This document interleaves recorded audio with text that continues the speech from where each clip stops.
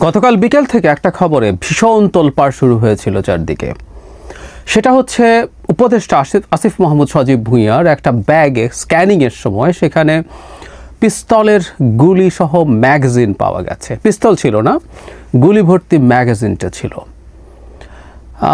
নানা রকম ঘটনা ঘটে। আমি একটু যদি প্রেক্ষাপটগুলো বলে রাখি, আমি প্রায় বলি যে আমার এই ভিডিওগুলো এক ধরনের ভিজুয়াল ডায়েরির মতো হয়ে থাকবে। মানে প্রথম দু একটা পোর্টালে নিউজটা আসে এবং সেই নিউজগুলো সরিয়ে ফেলা হয়। ইনফ্যাক্ট এটা খুবই সিগনিফিক্যান্ট একটা ব্যাপার, এটা নিয়ে বেশি আমরা কথা বলবো। তারপর জার্নালিস্ট জুলকারনাইন সায়ের একটা ভিডিও পোস্ট করেন যেখানে আসলে এই পুরো ঘটনাগুলো দেখা যায়, কীভাবে স্ক্যান্ড হচ্ছে, পরে কীভাবে পাওয়া গেল এবং সেটা পরবর্তীতে তার পিএসের কাছে দিয়ে দেওয়া হয়েছে। এভাবে চললো। আর দু একটা জায়গায় এটা নিয়ে নিউজ থাকলো। শেষে আমরা দেখেছি জনাব আসিফ মাহমুদ সজীব ভুঁইয়া একটা স্ট্যাটাস দিয়েছেন। তিনি এখানে এই ম্যাগাজিনটা পাওয়া নিয়ে দুঃখ প্রকাশ করেছেন। তিনি এটা তার অনিচ্ছাকৃতভাবে হয়েছে বলে জানিয়েছেন। তার স্ট্যাটাস দিতে দেরি হয়েছে কারণ তিনি তার ট্রাভেলিং শেষ করে তারপরে এই ব্যাপারে স্ট্যাটাস দিয়েছেন, এরকম বলেছেন। কী ব্যাপারে আলোচনা হলো? প্রথম সবচেয়ে তীব্র আলোচনা সমালোচনা যেটা হয়ে দাঁড়িয়েছে সেটাই আসলে আগে কথা বলবো, কিন্তু ওর বাইরে এটার একটা বিরাট সিগনিফিক্যান্স আছে। আমি সেটাকেই বেশি গুরুত্বপূর্ণ বলে মনে করি। প্রথম যে আলোচনাটা শুরু হলো এবং অনেকেই মনে করলেন, আমিও প্রাথমিকভাবে যেসব ডকুমেন্ট সোশ্যাল মিডিয়াতে এসছে তাতে দেখে মনে হচ্ছিল এই অস্ত্রটা অবৈধ। কেন অবৈধ মনে করা হয়েছে সেটা যুক্তি হলো, প্রাথমিকভাবে যে কন্ডিশন দেওয়া হয়েছে একটা স্মল আর্ম মানে পিস্তল বা রিভলভার জাতীয় অস্ত্র নেওয়ার জন্য, সেটা অন্তত দুটো জায়গায় জনাব আসিফ মাহমুদ সজীব ভুঁইয়া ম্যাচ করেন না। প্রধানটা হচ্ছে তার বয়স। ওখানে বলা আছে যে লং ব্যারেল গান মানে লম্বা নলের বন্দুক, সেটা তো আসলে রাইফেল বড় মানে অ্যাসল্ট রাইফেল বা এসব নেওয়া যাবে না। লম্বা নলের বন্দুক বলতে বোঝানো হচ্ছে শর্ট গান, যেগুলোকে আমরা এক নলা দো নলা বন্দুক এভাবে বলি। সেটার জন্য 25 বছর, আর স্মল আর্মের জন্য, কারণ এগুলো অনেক বেশি প্রাণঘাতী এবং এগুলোর জন্য যে বয়সটা ঠিক নির্ধারিত হয়েছে সেটা হচ্ছে 30। অনেকে খুঁজে দেখেছেন জনাব আসিফ মাহমুদ সজীব ভুঁইয়ার বয়স উইকিপিডিয়াতে 26 দেখাচ্ছে, ওনার বয়স 30-এর কম, এটা ফর শিওর। তো তাহলে তিনি তো এই বয়সই ম্যাচ করেননি। আরেকটা প্রশ্ন আছে, সেটা হলো পিস্তলের জন্য এর আগের 3 কর বছরে মানে 3 বছর তাকে 3 লাখ টাকা ট্যাক্স দিতে হবে। সুতরাং জনাব আসিফ মাহমুদ হয়তো এবার উপদেষ্টা হবার পর কর দিয়েছেন, আগে তিনি নিতান্তই ছাত্র ছিলেন, তার কর দেওয়ার কোনো কারণ নেই। সুতরাং তিনি সেই ক্রাইটেরিয়াটাও ফুলফিল করেন না। সেই আলাপে এটা দাঁড়ালো যে তিনি একটা অবৈধ অস্ত্রের অধিকারী হয়েছেন। এটা নিয়েই প্রচুর তুমুল শোরগোল হয়েছে। আমি পরে ইনফ্যাক্ট এইটার যে নীতিমালা পাওয়া যায় সেটা বের করে দেখতে গেলাম এবং সেখানে দেখলাম আসলে না, ওনার এই অস্ত্রটা অবৈধ না। তিনি ব্যাখ্যা দিয়েছেন যে এই অস্ত্রটা কেন। জুলাই গণঅভ্যুত্থানের কারণে তিনি এবং তার পরিবার নিরাপত্তাহীনতায় ভোগেন, এটাও ভুল না।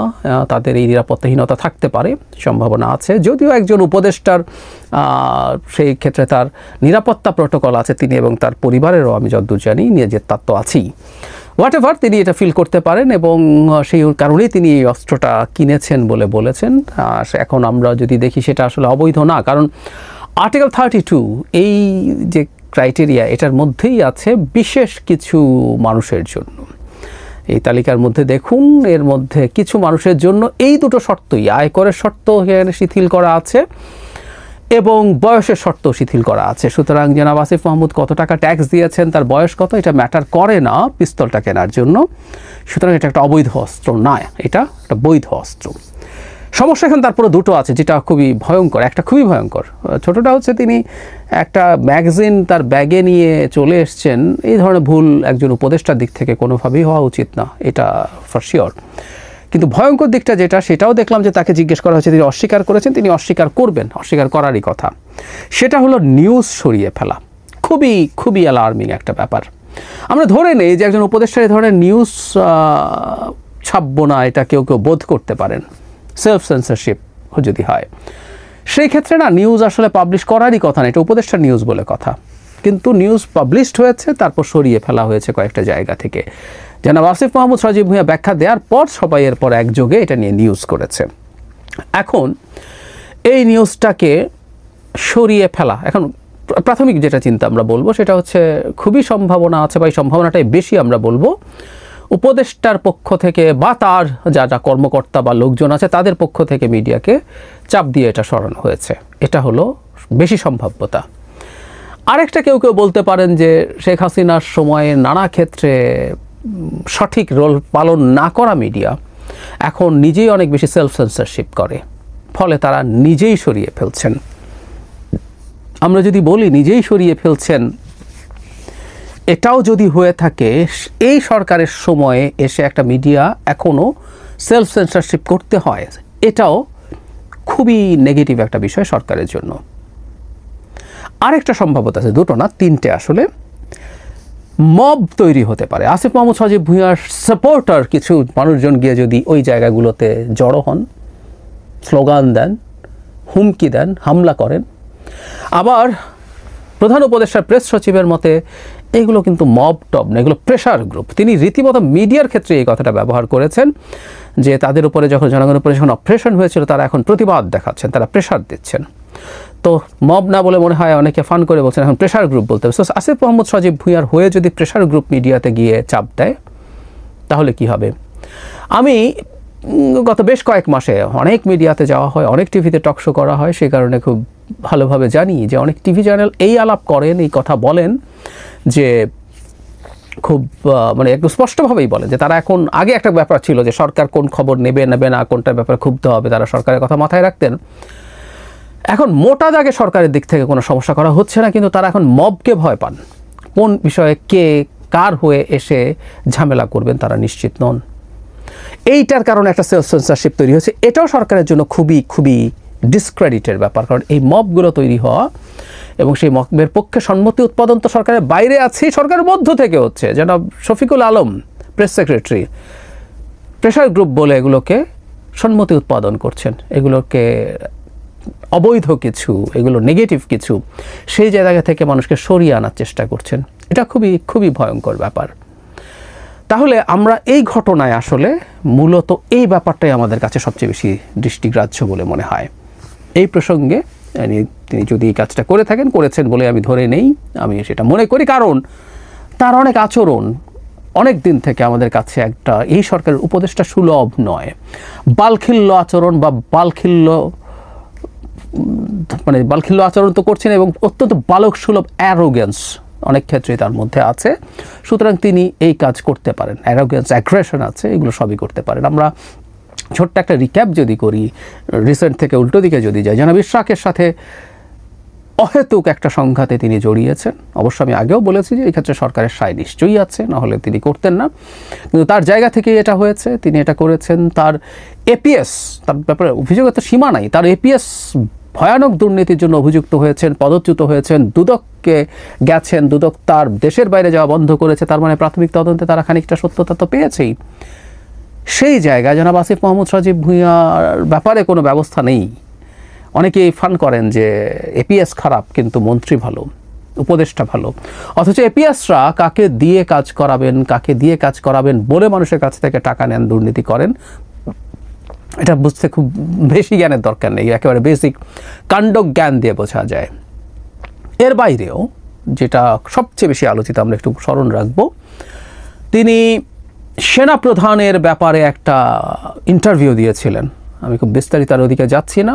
ইন্টারভিউ দিয়েছিলেন যেখানে তিনি এমনভাবে কথা বলেছেন, এমন ভাষায় কথা বলেছেন যেটা আমাদের সময় একটা মেজর সংকট তৈরি করেছিল। প্রধান উপদেষ্টার সাথে সেনা প্রধানের একটা চরম বিভেদ তৈরি করেছে, এবং এটা তিনি করেছিলেন একজনের প্রেসক্রিপশনে বলে দাবি করেছেন, অত্যন্ত মানে প্রবাসী একজন অত্যন্ত ইনফ্লুয়েন্সিয়াল সোশ্যাল মিডিয়া ইনফ্লুয়েন্সারের। তো এই রকম একটার পর একটা ঘটনা, এবং আমি দেখলাম এই যে সাম্প্রতিক মুরাদনগরের যে ধর্ষণের ঘটনা ঘটেছে সেটার ব্যাপারেও অভিযোগ করে তিনি এটাকে যেভাবে পোর্ট্রে করার চেষ্টা করছেন, সেটা নিয়ে বিএনপি মহাসচিবও দেখলাম যে তিনি একজন উপদেষ্টা এভাবে বলেছেন, পুরো নাম উল্লেখ না করে, সেটার ব্যাপারেও তিনি তাকে অ্যাকিউজ করেছেন। সত্যি বলতে এই উপদেষ্টার পদে থাকা উচিত ছিল না।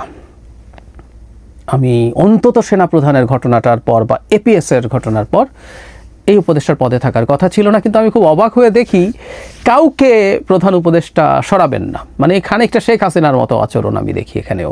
শেখ হাসিনা কাউকে সরাবেন না, শেখ হাসিনা কোনো ভুল করতে পারেন না, কারণ শেখ হাসিনা মানে এই ধরনের অথরিটেরিয়ান রেজিমগুলোর ক্ষেত্রে যিনি সরকার প্রধান থাকেন, রেজিম প্রধান থাকেন, তার সম্পর্কে ন্যারেটিভটা এরকম তৈরি করা হয় যে তিনি অসাধারণ নিখুঁত, বিরাট শক্তিমান, তিনি ভুল করেন না। অথচ ডক্টর ইউনূস নিজে ভুল করেন বলে বলেছেন। জনাব নুরুল কবিরের সাথে একটা ইন্টারভিউতে তিনি মানে উপদেষ্টাদের সম্পর্কে, ভুল সম্পর্কে, ইনএফিসিয়েন্সি সম্পর্কে যখন বলা হচ্ছে, তিনি বলছেন যে আমি নিজেই তো পারি না, আমি নিজেই তো শিখি নাই, নিজেই শিখছি, এসব বলছেন। তারপরেও আমরা খুব সিগনিফিক্যান্ট চেঞ্জ দেখি না। জনাব খলিলকে নিয়ে যথেষ্ট যৌক্তিক অভিযোগের পরও তাকে সরানো হয় নাই।